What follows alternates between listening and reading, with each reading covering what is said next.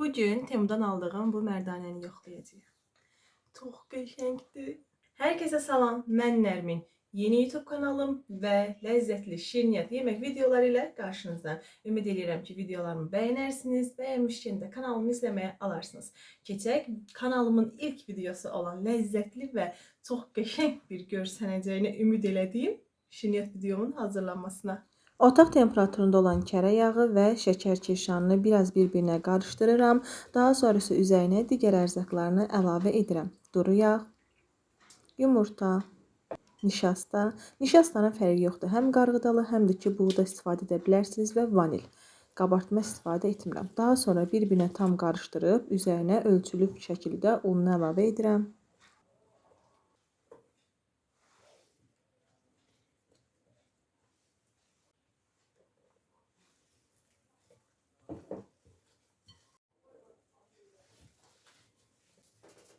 Toplam 4 stəkan un istifadə elədim. Yumşaq, ələ yapışmayan bir xəmir yoğurdum.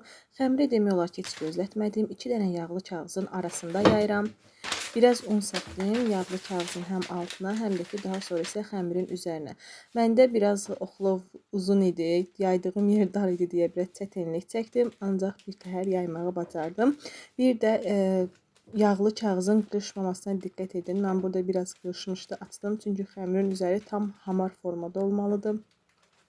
Daha sonra yaydıktan sonra həmin bu mərdanəni birinci yoxladım. Onda nisbətən yapışırdı. Daha sonra unlayıb yenidən belə yoxladım və çox qəşəng alındı. Heç bir yapışma da olmadı və çox gözəl şəkildə naxışlarını xəmirin üzərinə saldı.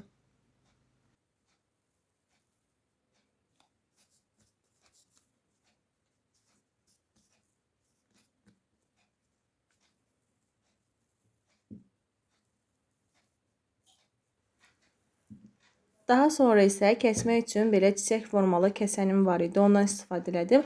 Ancaq siz istəsəniz stəkanla da kəsə bilərsiniz və yaxud da ki, əlinizdə nə cür bir kəsən varsa ondan istifadə edin. Bunun artıq heç bir fərqi yoxdur.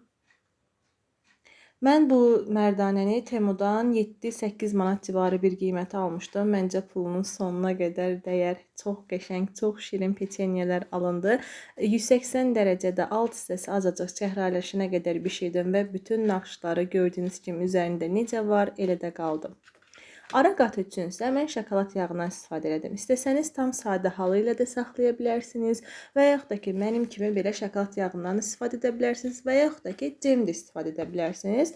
Sadəcə mən peçenyelərdə şokoladı daha çox sevirəm və ona görə də daha çox ondan istifadə edirəm və bu qaydada hər birisini belə şokoladlayıb birləşdirirəm.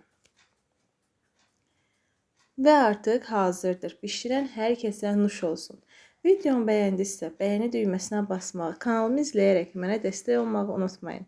Növbəti videolarda görüşənədək özünüzə yaxşı baxın.